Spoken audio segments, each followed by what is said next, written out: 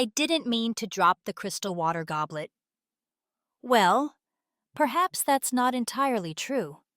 I didn't mean for it to slip quite so dramatically from my fingers, tumbling through the air before landing mercifully intact on the plush dining room carpet. But I did mean for it to happen in a manner of speaking. Mom! Howard jumped up from his seat napkin, tumbling from his lap. Are you all right? I'm fine, dear. I said, my voice deliberately wavering just slightly. Just these old fingers, not as steady as they used to be. Diane, my daughter-in-law of 32 insufferable years, exchanged a meaningful glance with Jeffrey, my oldest grandson. That look, the raised eyebrows, the slight purse of her thin lips was exactly what I'd been waiting for. Who would like more sweet potatoes? I asked deliberately, using the serving spoon in the cranberry sauce instead of the proper utensil. Grandma Melissa, my only granddaughter, said gently, "That's the cranberry sauce." Oh, silly me. I tittered a sound I would never make under normal circumstances. Where's my head today? Must be all the excitement of having everyone here for Thanksgiving. Later, as I carried my teacup toward the kitchen, I paused outside the swinging door. The hushed voices inside were exactly what I had been expecting. Mom is getting forgetful, Diane was saying, not bothering to lower her voice much. It's not safe for her to live alone anymore, managing her own finances. We should consider guardianship before she does something stupid with her money. Jeffrey added his lawyer's voice, precise and cold. Howard's response was hesitant as always. She still seems pretty sharp about most things. She called me Uncle Richard. Tyler, my youngest grandson, interrupted. He's been dead for 20 years. She's clearly not all there anymore. I smiled to myself and whispered, "So it's time then." My name is Beatrice Holloway, though everyone has called me Betty since I was a girl. At 79 years old, I've spent 40 years as an accountant at one of Chicago's most prestigious law firms. Numbers have always made sense to me, clean, precise, adding up exactly as they should. People, on the other hand, are messier, less predictable, except perhaps when it comes to money. My late husband Gerald used to say, I could smell financial mischief like a bloodhound. Betty, he'd say, you could audit the devil himself and find where he's cooking the books. An engineer by training, Gerald appreciated precision, honesty, and careful planning qualities. I loved in him during our 48 years of marriage. We bought our lakeside home in Wisconsin 35 years ago as a weekend retreat, eventually renovating it for our retirement. Gerald had been gone for 10 years now, but I still found comfort in the house's soaring windows overlooking the water, the stone fireplace he'd built with his own hands, and the garden where I grew tomatoes that won ribbons at the county fair. The property had appreciated considerably over the decades. What we'd purchased for $180,000 in the 1980s was now worth close to $2 million according to recent sales in the area, combined with my pension, Gerald's life insurance, and our conservative but successful investments. I was more than comfortable. My financial security seemed to be of increasing interest to my family. Howard, my only child, had always been a follower rather than a leader.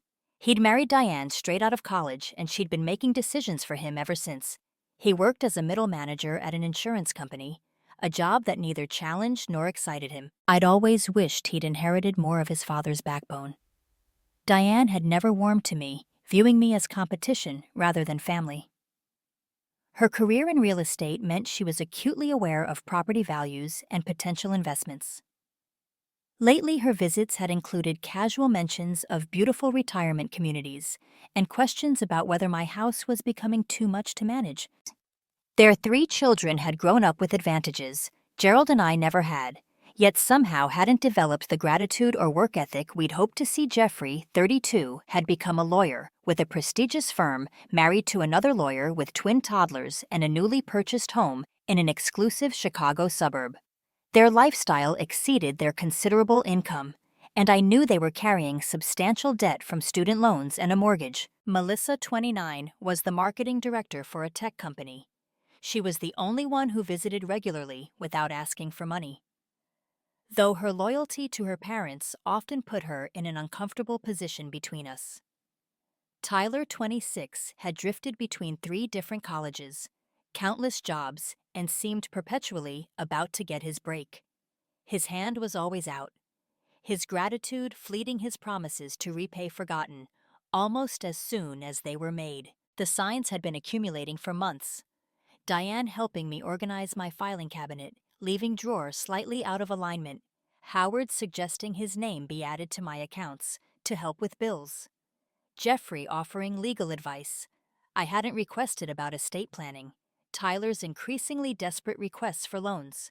But it was the call from Frank Delgado at the bank that had truly alerted me. Frank had been Gerald's poker buddy for 30 years and had continued our friendship after Gerald's passing. "Betty," he'd said, his voice grave. "Someone tried to access your accounts using your personal information. We blocked it, but I thought you should know." When I checked my credit report, I discovered inquiries I hadn't authorized. When I mentioned this to Howard during his next visit, he'd looked away, mumbling about identity theft being common these days. A week after that, I'd have found Diane's distinctive perfume lingering in my home office. The drawer containing my will and insurance documents was closed but not locked as I always left it. The pieces fell into place like a perfect accounting ledger. Credits and debits aligning to reveal the truth. My family wasn't concerned about my welfare. They were worried about their inheritance. The final confirmation came when Melissa arrived unannounced one Saturday afternoon, her eyes red-rimmed from crying Grandma. She'd begun hesitantly. "The family is concerned about your cognitive decline." "My what?" I'd asked sharply. "Your memory, the confusion. Dad and Mom think they're worried." She faltered under my steady gaze. "Jeffrey says there are things we can do legally to protect you from yourself." "I see," I'd said, my voice deceptively calm. "And what things might those be?" "Just making sure your assets are protected." She couldn't meet my eyes. That evening, after Melissa left, I'd called Mabel Johnson, my closest friend and former colleague. We'd started as junior accountants together in 1965, 2 of the few women in the profession at that time. "They're circling like vultures," Mabel had said bluntly when I explained the situation. "You need to protect yourself, Betty." The turning point came unexpectedly at Edith Pearson's funeral. Edith had been in our bridge club for 20 years. A lively woman who'd traveled the world well into her 70s. Her decline had been sudden. A stroke followed by her son moving her into a care facility and selling her beautiful Victorian home. The facility had been dismal, understaffed, with Edith confined to a shared room despite the considerable proceeds from her house sale. "Her son got guardianship," Mabel whispered during the service. "Claimed she couldn't manage her affairs. The money from the house, most of it went to his gambling debts." Standing by Edith's grave, I remembered something Gerald had told me shortly before his death. "Don't ever let money be the only reason our boy stays close."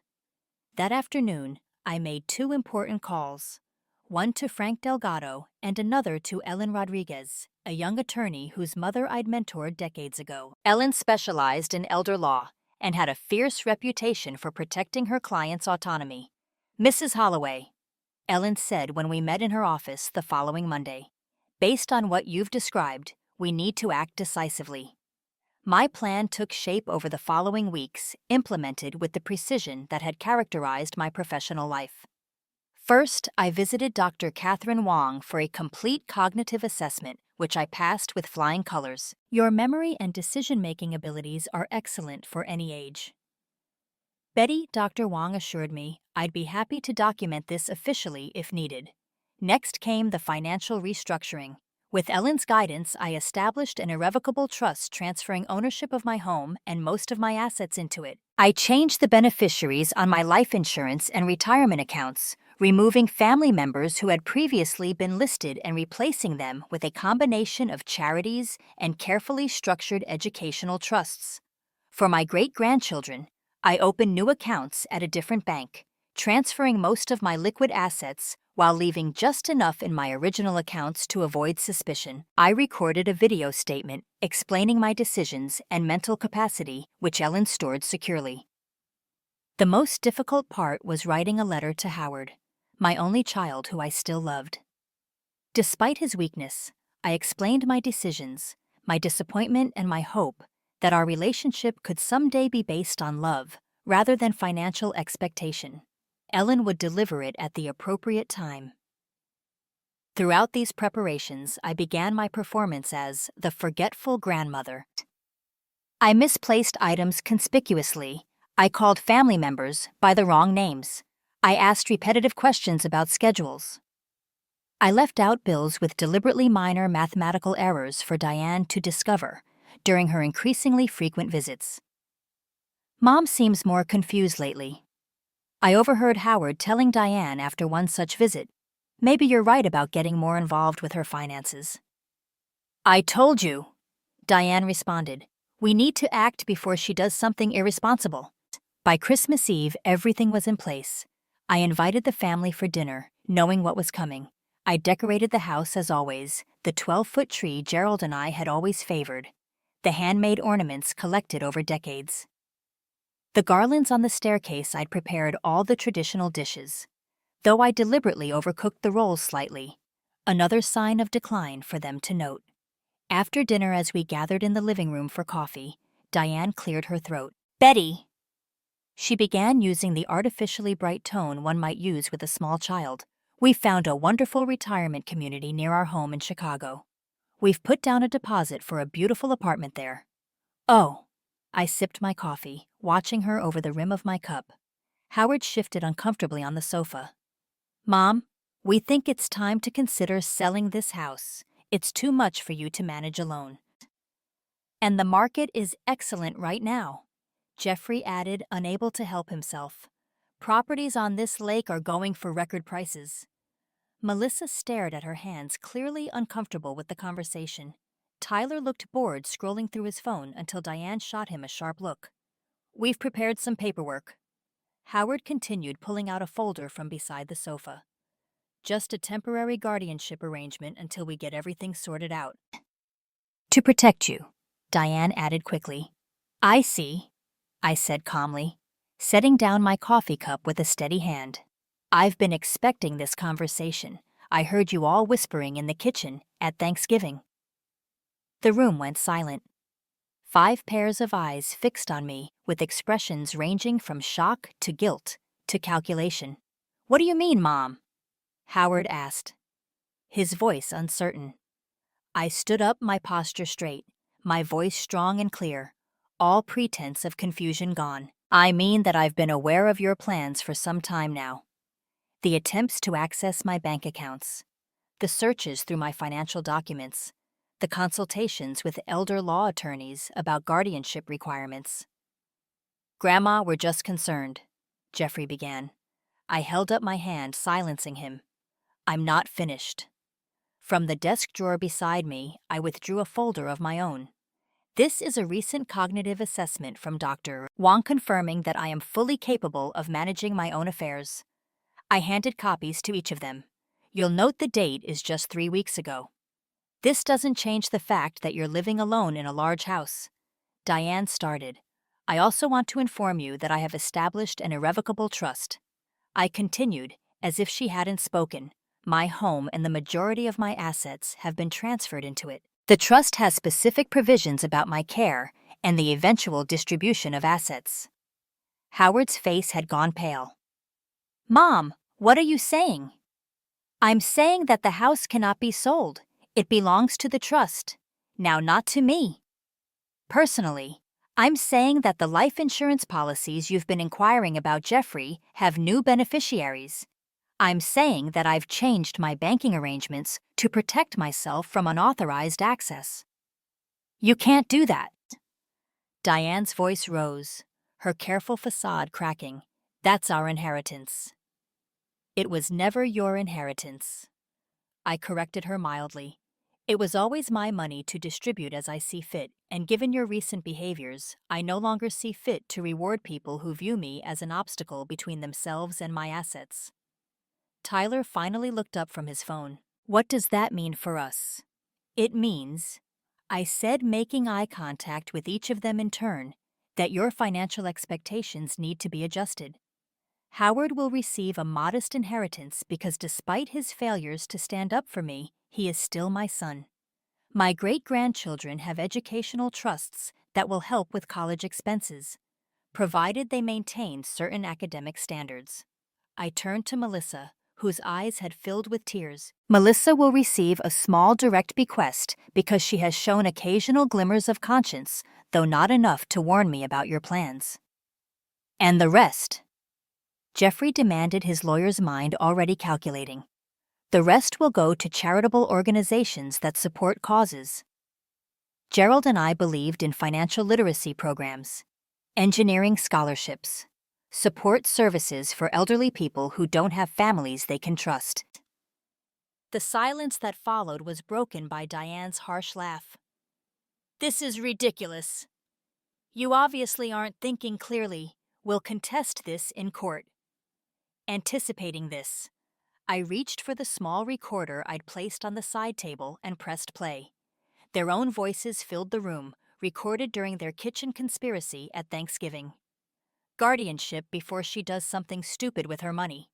Not safe for her to live alone anymore, managing her own finances. Clearly not all there anymore. I stopped the recording. I have more of these. From multiple occasions, I also have documentation of unauthorized attempts to access my accounts, searches of my private papers, and consultations with attorneys about seizing control of my assets. As if on cue. The doorbell rang. Mabel entered first, followed by Ellen Rodriguez in a professional suit despite the holiday, and Frank Delgado looking uncomfortable but determined. These are my actual advisors, I explained. My friend Mabel Johnson, who has witnessed your behaviors over the past year. Ellen Rodriguez, my attorney, who has structured the trust and will be happy to explain why contesting it would be both futile and potentially embarrassing for a practicing lawyer such as yourself. Jeffrey and Frank Delgado, the former branch manager at my bank, who documented the unauthorized access attempts. Howard stood up abruptly. Mom, this isn't necessary. We were just worried about you. No, Howard. I corrected him gently. You were worried about my money. There's a significant difference. Diane grabbed her coat. I won't stand here and be accused like this. Howard, we're leaving. Jeffrey followed suit, muttering about legal options under his breath. Tyler slouched after them, shooting me a venomous look. Only Melissa remained seated, tears now flowing freely. Grandma, I'm so sorry. I knew it wasn't right, but I didn't say anything. That's called complicity, dear, I told her not unkindly. Perhaps you'll make different choices in the future. After they'd all departed. Howard with a confused backward glance, Diane without saying goodbye, Jeffrey with a terse legal threat, Tyler with a slammed door, and Melissa with a tearful hug. I sat with my three allies in the suddenly quiet house. That went about as expected, Mabel observed dryly. Ellen reviewed her notes. Jeffrey may try to contest, but he has no grounds. The cognitive assessment.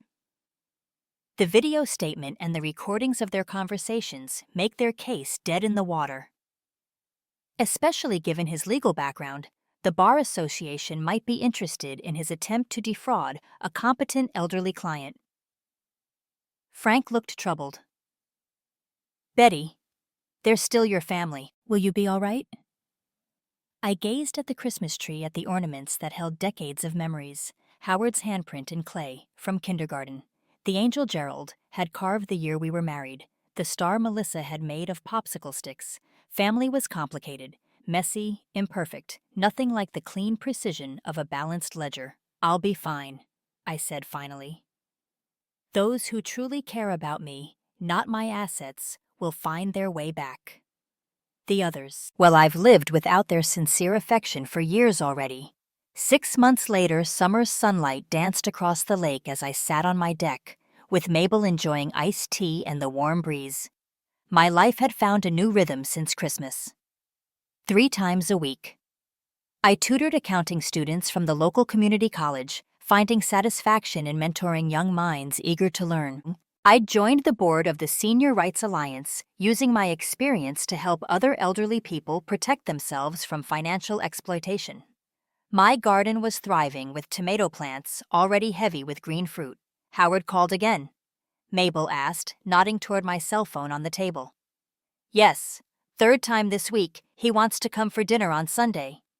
Without Diane. Without Diane. I confirmed they're separated. Apparently she's furious that he's trying to reconcile with me after what I did to them.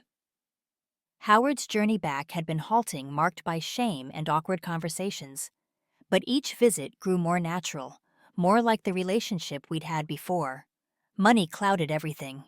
He'd admitted being pressured by Diane and Jeffrey, confessed his fear of standing up to them, and asked for forgiveness I wasn't quite ready to fully give. And the others? Mabel inquired. Jeffrey and Diane remain united in outrage. I received a birthday card from Melissa last month, store-bought but with a long handwritten note. Tyler sent a text asking for money, if you can believe it. We both laughed at that. The sound carrying across the water. Do you regret it? Mabel asked after a moment. The trust, the confrontation, any of it. I considered the question seriously, as I had many times over the past months. I regret that it was necessary. I regret not seeing sooner how Gerald's and my financial success had warped their perception of family obligation. But no, I don't regret protecting myself.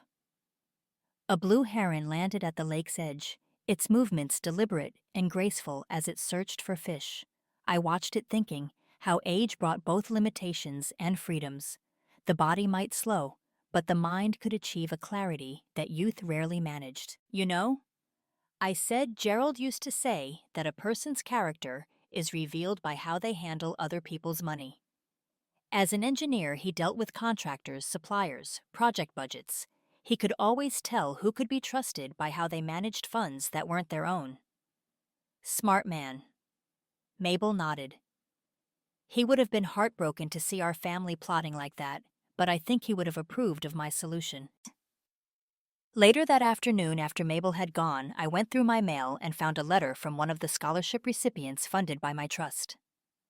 A young woman studying accounting at the state university, the first in her family to attend college, wrote to thank me for making her education possible. Her gratitude was palpable in every carefully written line. I placed the letter in the wooden box where I kept special correspondence. Beside it on my desk sat a framed photograph of Gerald, his kind eyes seeming to look directly at me across the years and miles that separated us. You were right, my love, I said to his image. Money reveals character, but it doesn't have to define relationships. I gave our family the chance to show who they truly are, for better or worse. My phone rang. Howard calling again. Our conversation was still tentative, rebuilding from the foundation up, but there was something honest in it now that had been missing for years. As summer light filled the room, I reflected that the true bottom line in life's ledger wasn't measured in dollars and cents, but in authenticity and respect. By remembering to protect my accounts, I had forced my family to confront their own moral bankruptcy. Some would recover from it, others perhaps not. Either way, my books were balanced. The next morning, I received an unexpected visit from Ellen Rodriguez. Just checking in, she said as we sat in my sunroom. Any further legal threats from Jeffrey? None since his letter in February, I replied. I believe he's realized the futility. Good. She hesitated, then added, I've been using your case as an example in my presentations to senior groups anonymously. Of course, your planning was impeccable. I smiled at the compliment. 40 years of accounting teaches you to anticipate problems before they arise. There's actually another reason for my visit. Ellen continued, opening her briefcase. I have a client in a similar situation. Wealthy widow, adult children with expectations. Signs of financial manipulation. Would you consider speaking with her? Your perspective might be invaluable. The request surprised me. I'd never considered myself an advocate or advisor beyond my professional role. But the idea of helping another woman maintain her autonomy against family pressure resonated deeply. I'd be happy to. I found myself saying, Sometimes the most important skill isn't remembering everything, it's remembering what matters most. As Ellen left, I walked through my home touching familiar objects with a renewed appreciation. The grandfather clock, Gerald, had restored the painting we'd bought on our 25th anniversary. The piano where I still played Chopin in the evenings. This place held my history, my memories, my sense of self. No financial valuation could capture its true worth to me. That weekend, Howard came for dinner alone. He looked older, more careworn without Diane's influence, orchestrating his appearance and conversation. We ate on the deck watching the sunset paint the lake in shades of orange and pink. "Dad would have loved this evening," Howard said suddenly. He always said this view was worth every penny we paid for the house. He did. I agreed, surprised by his memory. He called it his $1,000,000 therapy. A comfortable silence fell between us, the first in longer than I could remember. "Mom," Howard began hesitantly, "I need to ask you something, and I want you to know it's not about money." I raised an eyebrow, waiting. Why did you start pretending to be forgetful? Why not just confront us when you first suspected what we were planning? The question deserved honesty. Because I needed to know who you all truly were, what you would do when you thought I couldn't protect myself. It was a test. Howard won that revealed painful truths. He nodded slowly, accepting this. "Do you think you'll ever fully trust me again?" "Trust is earned," I replied. "You're making a start by asking these questions, by coming here without Diane, by acknowledging what happened instead of denying it." Then in the distance, a loon called across the darkening water, its haunting cry emphasizing the moment's poignancy. "I've missed you, Mom," Howard said simply. "Not your money or your house or what you could do for us. Just you." For the first time since the confrontation, I felt a genuine softening toward my son. "I've missed you too, Howard. The real you, not the one Diane and Jeffrey molded." The next morning after Howard left, I sat at my desk writing in my journal, a practice I'd maintained for 50 years. I noted the positive steps in Howard's behavior, Melissa's tentative outreach, and my own growing peace with the necessary rupture in family relationships. On my calendar, I marked my upcoming appointment with Ellen's client and the Senior Rights Alliance board meeting the following week. What had begun as self-defense had evolved into something more meaningful, a mission to help others maintain their dignity and autonomy in their later years. The phone rang Melissa, asking if she could bring her children for a weekend visit. Another small step toward whatever new family dynamic might emerge from the ashes of their failed conspiracy. Life continued reshaped, but not diminished by the painful revelations and necessary boundaries. In protecting my financial assets, I had clarified something far more valuable: the true nature of the relationships in my life and my own capacity for decisive action even in my 8th decade. Sometimes the most important figures on a balance sheet are the ones that reveal the truth hiding behind the numbers, and sometimes the sharpest memory isn't for past events, but for the principles that have guided an entire life. As an accountant, I had always known that every transaction leaves a trail, that nothing truly disappears from a careful auditor's scrutiny. My family had forgotten that fundamental truth, assuming that age had diminished my ability to follow the evidence. Their whispers at Thanksgiving had been just another entry in a ledger I'd been maintaining for months. "Grandma's getting forgetful," they had said, but I had remembered the most important thing of all: how to protect what was rightfully mine.